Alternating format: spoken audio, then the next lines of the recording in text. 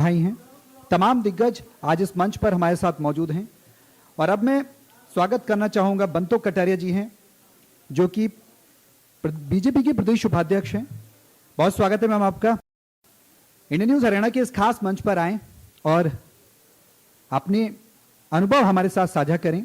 महिलाओं के लिए कैसे आप प्रेरणा बन रही हैं, कैसे बतौर बीजेपी प्रदेश उपाध्यक्ष आप जिम्मेदारी निभा रही हैं और कैसे प्रदेश को आगे बढ़ाने में, खासकर छोटे छोटे क्षेत्रों को आगे बढ़ाने में, रिमोट एरियाज में बच्चों तक पहुंचाने में, उन तक सुविधाएं पहुंचाने में, सरकार की योजनाएं पहुंचाने में लोगों को जागरूक कर रही हैं। प्लीज मैम आप अपनी सीट ग्रहण कर लें। ज्योति सांगवान जी इंडियन न्यूज हरियाणा की एग्जीक्यूटिव एडिटर हमारे साथ इस कार्यक्रम का संचालन करेंगी आगे और हम जानने की कोशिश करेंगे इस कार्यक्रम में बंतो कटारिया जी से कि बतौर बीजेपी प्रदेश उपाध्यक्ष उनकी जिम्मेदारियां क्या क्या हैं। ज्योति जी ओवर टू यू। एक बार जोरदार तालियां। बंतो कटारिया जी हमारे बीच हैं। राजनीति में, एक्टिव राजनीति में, लगातार सोशल लाइफ में एक्टिव हैं। बीजेपी में, संगठन में वरिष्ठ उपाध्यक्ष की हम बात करें, जिम्मेदारी संभाल रही हैं। आपसे आपकी जर्नी के बारे में बात होगी क्योंकि बंतो जी मैं आपको बता दूं कि हम महिलाएं जो हमारा कार्यक्रम है, हम सुबह से लगातार तमाम उन महिलाओं से बात कर रहे हैं जो अपने अपने फील्ड में अच्छा कर रही हैं, क्या क्या परेशानियां पेश आई, कितना आसान रहा। तो आपसे हम समझने का प्रयास करेंगे कि बंतो कटारिया एक बीजेपी नेता के अलावा जब एक महिला के नाते बात करती हैं तो लाइफ कितनी आसान रही या बहुत सारे मुश्किलात का सामना आपको करना पड़ा। सबको मेरा नमस्कार। इंडिया न्यूज को भी आज मैं बधाई देना चाहूंगी कि आज यहाँ हमारी हरियाणा प्रदेश के यशस्वी मुख्यमंत्री जी की पत्नी सुमन सैनी से शुरुआत की है, जो हरियाणा प्रदेश की प्रथम महिला गिनी जाती है। तो इंडिया न्यूज को मैं बधाई देना चाहूँगी कि आज उसके बाद अनेक पदों पे रही महिलाएं यहाँ आई हैं। तो इसकी शुरुआत हरियाणा से ही आपने की है और हरियाणा वो प्रदेश है। मैं पिछली राजनीति को नहीं दोहराऊंगी। 2014 से जब हमारे देश के प्रधानमंत्री नरेंद्र मोदी जी बने तो बेटी बचाओ बेटी पढ़ाओ की शुरुआत हुई। तो वो हरियाणा से ही हुई, पानीपत से, जिसमें माधुरी दीक्षित जी उस दिन रही थी। और पानीपत की उसमें उसने एक शब्द वहां बोला था प्रधानमंत्री जी के नेतृत्व में ही कि प्रधानमंत्री जी आज मेरी माता जी हॉस्पिटल में है, फिर भी मैं आज बेटियों के लिए आपके मंच को शेयर कर रही हूं क्योंकि माधुरी दीक्षित जी उस समय ब्रांड एम्बेसडर बेटी बचाओ बेटी पढ़ाओ की थी। तो महिलाओं के लिए एक अच्छी शुरुआत हरियाणा प्रदेश से हुई। लगातार पूर्व के मुख्यमंत्री रहे। हरियाणा प्रदेश में उसने महिलाओं के लिए अलग से थाने खोले और हर जिले में पूर्व के मुख्यमंत्री और वर्तमान के मुख्यमंत्री जी ने कि मेरी बेटी एक जिले से दूसरे जिले में पढ़ने के लिए नहीं जाए, मेडिकल कॉलेज हर जिले में खोले जाएंगे। राजनीति में महिलाओं को आगे कैसे बढ़ना है और अपने आप को कैसे बचाना है, मैं खुद से उदाहरण देती हूँ। मेरी मैरिज 1984 में हुई। मेरे से पहले रतनलाल कटारिया जी एक चुनाव लड़ चुके थे, 1982 का चुनाव हार चुके थे, 87 का चुनाव उन्होंने जीता। तो देवीलाल जी उस समय जी, क्योंकि कटारिया साहब को लेकर भी उनसे किस तरह से आपने एक पार्टनर के नाते, क्योंकि उनका तो हमने कई बार इंटरव्यू भी किया, केंद्र में मंत्री वो रहे, हरियाणा के एक बड़े नेताओं में शुमार थे। तो शादी के बाद आपकी कितनी लाइफ चेंज हुई और कटारिया साहब को एक बड़ा नेता बनाने में एक पार्टनर के नाते आपका कितना बड़ा रोल रहा और उनके जाने के बाद आपकी कितनी लाइफ चेंज हुई? उनसे जुड़ा एक सवाल। भारतवर्ष में महिला का रोल कहा जाता है कि ये वो प्रदेश है जहाँ लक्ष्मी की पूजा होती है, और जहाँ नारी की पूजा होती है लक्ष्मी भी वहीं निवास करती है। तो कटारिया जी के परिवार में मेरा आना और अर्धनारीश्वर के रूप में काम करना, तो इतना 42 साल का राजनीति अनुभव, हमने बहुत चीफ मिनिस्टर को देखा, बहुत हमारे भारतीय जनता पार्टी के भारत रत्न स्वर्गीय अटल बिहारी वाजपेयी जी देश के प्रधानमंत्री रहे, और जब वो प्रधानमंत्री रहे तो हम सबको अनुभव है। कारगिल का युद्ध हुआ था, कारगिल के युद्ध से पहले कि अगर हमारा सैनिक, सबसे ज्यादा हरियाणा प्रदेश के थे, कोई सैनिक शहीद हो जाता था तो उसका सम्मान एक ट्रक में लाके दे देते थे परिवार को। उसका शहादत शरीर अगर आना शुरू हुआ तो स्वर्गीय अटल बिहारी वाजपेयी जी के समय में हुआ। और उस समय की एक बहुत खूबसूरत बात अगर आज मैं शेयर करूं आपसे, आपने इंटरव्यू भी लिया है, यशस्वी देश के प्रधानमंत्री नरेंद्र मोदी जी हमारे प्रभारी थे। तो पर हरियाणा प्रदेश में 10 लोकसभा की सीट है, 5 हमें मिली थी समझौते में, 5 इनेलो को मिली थी। तो जब हमारे प्रधानमंत्री ने कहा कि मुझे कारगिल की एक वीरांगना चाहिए, तो उस समय सुधा यादव जी को चुनाव लड़ाया गया, और जब सुधा यादव जी की टिकट फाइनल की 2100 रुपये यशस्वी देश के प्रधानमंत्री जी ने उनको सदन के रूप में पकड़ाए कि आज से आप मेरी छोटी बहन हो, आप लोकसभा का चुनाव लड़ो। वो चुनाव लड़ी, चुनाव जीती, और यशस्वी देश के प्रधानमंत्री उस समय अटल बिहारी वाजपेयी जी प्रधानमंत्री बने, वो पीएम थे और मोदी जी बीजेपी के हरियाणा मामलों के प्रभारी थे। बिल्कुल ये किस्सा खुद सुधा जी ने हमें बताया, और ये बहुत जरूरी भी है। वो महिलाएं जिन्होंने अपने पति को खो दिया है, वो कैसे समाज के लिए कुछ कर पाए, देश के लिए कुछ कर पाए, दूसरी महिलाओं के लिए भी प्रेरणा बन पाए। आपने खुद ने भी चुनाव लड़ा। मैं आपसे ये भी जानना चाहूंगी, एक तो एक राजनीतिक परिवार में महिला के लिए होना, दूसरा एक्टिव पॉलिटिक्स में चुनाव लड़ना, इसमें आपने क्या अंतर फिर महसूस किया? महिलाएं दिल की बड़ी अच्छी है, साफ दिल की हैं।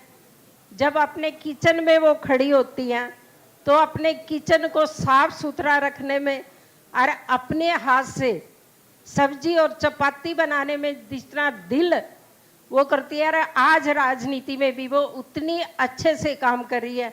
अगर इसका श्रेय मैं किसी को देना चाहूंगी तो यशस्वी देश के प्रधानमंत्री नरेंद्र मोदी जी को देने चाहूंगी, क्योंकि महिलाओं के प्रति राजनीति में अगर किसी ने उनके भाव को समझा है, उनके विचार को चेंज किया है, उनकी राजनीति में पार्टनरशिप को बढ़ाया है, उनकी राजनीति में फैसले लेने की उसको बढ़ाया, तो यशस्वी देश के प्रधानमंत्री नरेंद्र मोदी जी ने बढ़ाया है। और हमें भी, क्योंकि जब हमारे हरियाणा प्रदेश के प्रभारी थे, जब हम कटारिया जी के साथ जाते थे तो वो कहते थे बंतो मंच लो और बोलना शुरू कर दो। जो बोलने की और काम करने की प्रेरणा थी वो भी हमें यशस्वी देश के प्रधानमंत्री नरेंद्र मोदी जी से मिली, पर लक्ष्य अपना होता है। 2014 में भी पैनल पे कटारिया जी के मैं थी, 2019 में भी, और 24 में मैंने खुद चुनाव लड़ा। चुनाव तो भाग्य की बात है, पर राजनीति में आज मैं कह सकती हूँ, मेरे साथ इतनी बहनें बैठी हैं, अगर अपने आप को कहीं आपने आगे बढ़ाना है तो खुद का फैसला, खुद का निर्णय, खुद का लक्ष्य, 3 चीजें हमेशा, जैसे अर्धनारीश्वर पार्वती की होती है कि जब गणेश परिक्रमा करने की बात आई तो वो गुण गणेश जी को पार्वती से मिला था।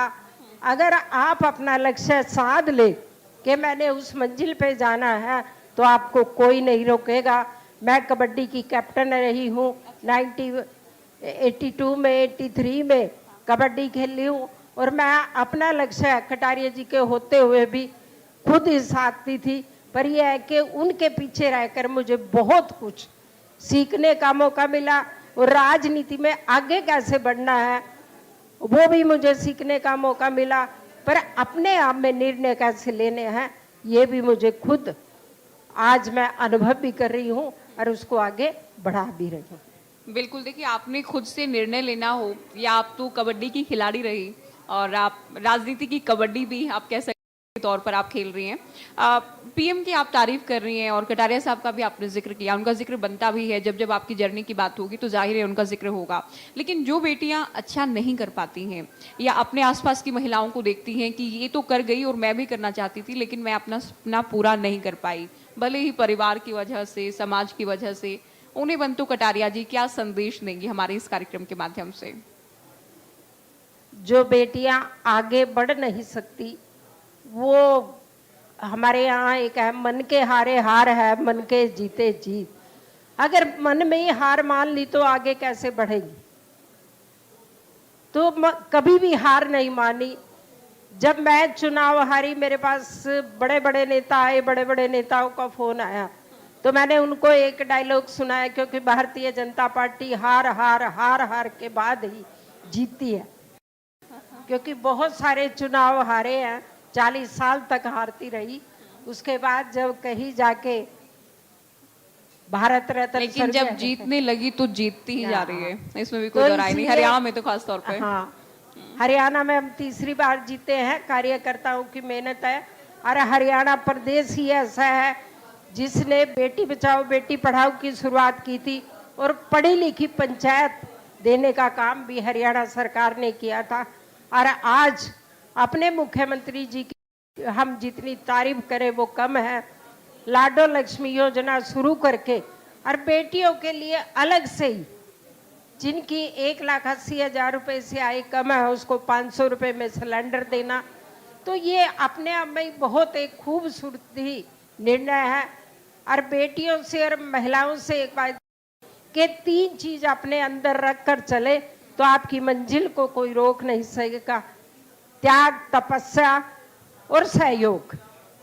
त्याग करना चाहिए महिलाओं को या अपना हक छीनना चाहिए? भैया बहुत त्याग कर लिया हमने सदियों से।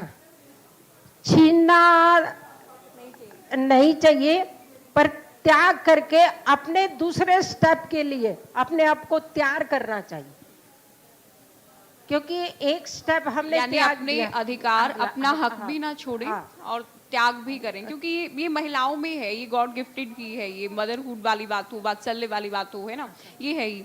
दूसरा, आप क्योंकि पॉलिटिक्स में हैं, आपको लगता है कि महिलाओं के लिए बहुत केक वॉक है, बहुत आसान है, या दूसरे किसी भी नौकरी करने से या बिजनेस करने से मुश्किल है, जो महिलाएं दूर से राजनीति को देखती हैं उनके लिए?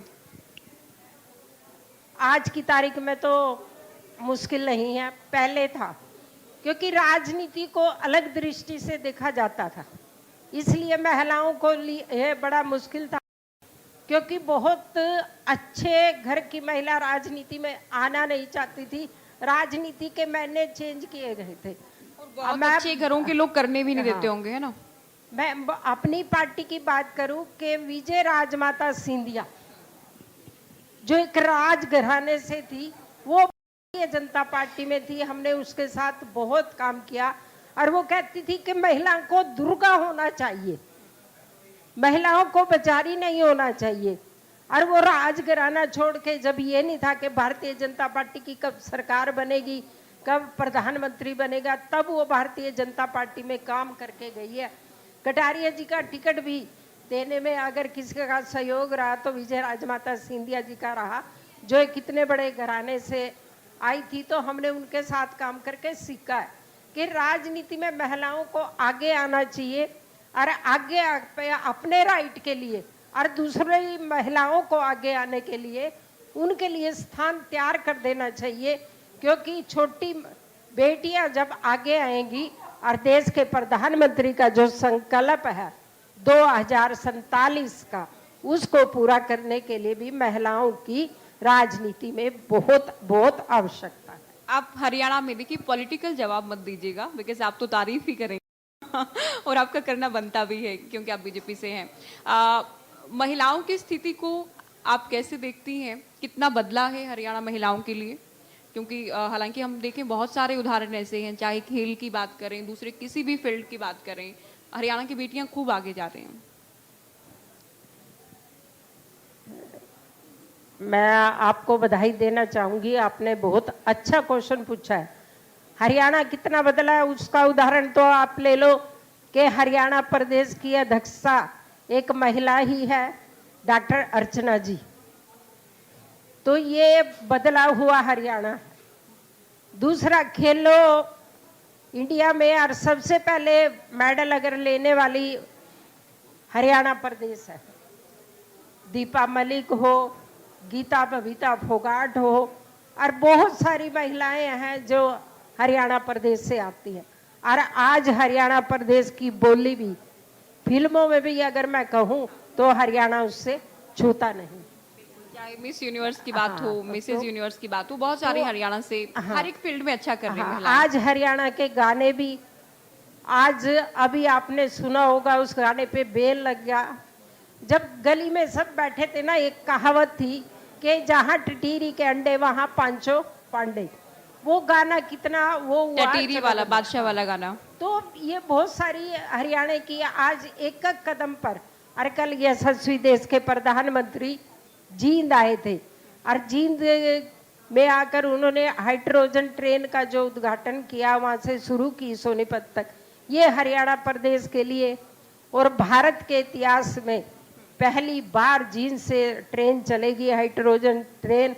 और इसमें अगर सबसे ज्यादा किसी का धन्यवाद किया जाए तो हमारे यशस्वी मुख्यमंत्री भाई नैब सिंह सैनी जी का करना चाहूंगी कि उनके प्रयास से, उनके नेतृत्व से यशस्वी देश के प्रधानमंत्री जींद पहुंचे, और जींद में आकर उन्होंने सारी मिठाइयाँ, घेवर क्या बूरा क्या, सबकी तारीफ की है। तो हम उस 77 से आते हैं और हमने तो बहुत काम किया है मोदी जी के अंतिम सवाल, क्योंकि सोशल लाइफ में भी आप जाहिर है महिला होने के नाते महिलाओं के लिए काम करती होंगी, पॉलिटिक्स में भी चुनाव आपने लड़ा, वहां भी आप प्रयास करती होंगी। आने वाले दिनों में अगर आपको कोई मौका मिलता है जनप्रतिनिधि के नाते, तो कितना मजबूती से आप महिलाओं की आवाज, उनके मुद्दों को उठाएंगे? वैसे तो पिछले दिनों में बिल आया था 16, 17, 18 को, पश्चिम बंगाल के चुनाव से पहले। तो बिल किसी कारणों से पास नहीं हुआ, उसको बीच में जाना नहीं चाहूंगी। पर मैं एक बात कहूंगी कि महिलाओं को 33% नहीं, 50% की डिमांड करनी चाहिए। जब हम 50 में अपना हिस्सादारी करेंगे तो हम निर्णय भी अच्छे लेंगे और हम सफलता भी अच्छी प्राप्त करेंगे। हर अपना जो हमारा कार्य क्षेत्र होगा उसमें अपनी बात भी अच्छे से करेंगे, बजाय कि किसी की टांग खींचने के। अगर आप एक महिला को आगे बढ़ाएंगे, वो दूसरी महिलाओं को आगे बढ़ाएगी, वो तीसरी महिलाओं को आगे बढ़ाएगी, एक कड़ी जो लंबी बनती जाएगी, और उसमें हम अपना नेतृत्व अच्छे से रख पाएंगे। और आज मैं कहना बड़ी अच्छी बात कही कि भाई 33% ही क्यों, 50% मिले, आधी आबादी को पूरा हक मिले, इसके लिए काम होना चाहिए। बहुत शुक्रिया आप हमारे कार्यक्रम में आई, नमस्कार। अपना कीमती समय हमें दिया, इस कार्यक्रम में शामिल हुई और बहुत सारे अपने अपने अनुभव भी शेयर किए, आगे क्या विजन है वो भी हमें बताया। जी जरूर।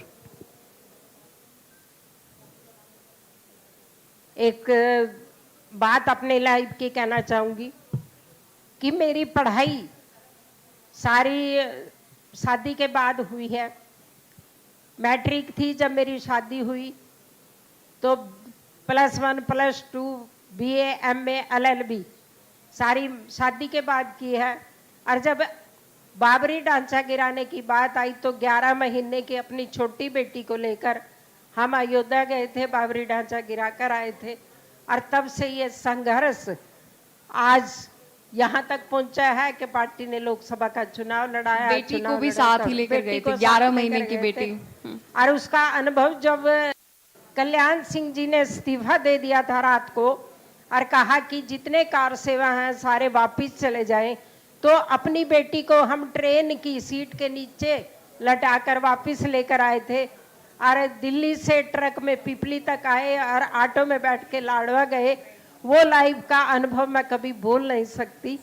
तो इसलिए संघर्ष तो स्त्री के साथ जुड़ा हुआ है और वो संघर्ष ही सत्ता की बेटी कड़ी को भी है। उस संघर्ष का हिस्सा हाँ, बना दिया। 11 महीने की बेटी ट्रेन की सीट के नीचे आप लेटा के ला रहे थे उसे, और वो भी ऐतिहासिक पल थे जिनका वो खुद भी जाने अनजाने साक्षी बनी उन तमाम बातों का। तो ये भी एक किस्सा आपने बताया, और ये वो बातें हैं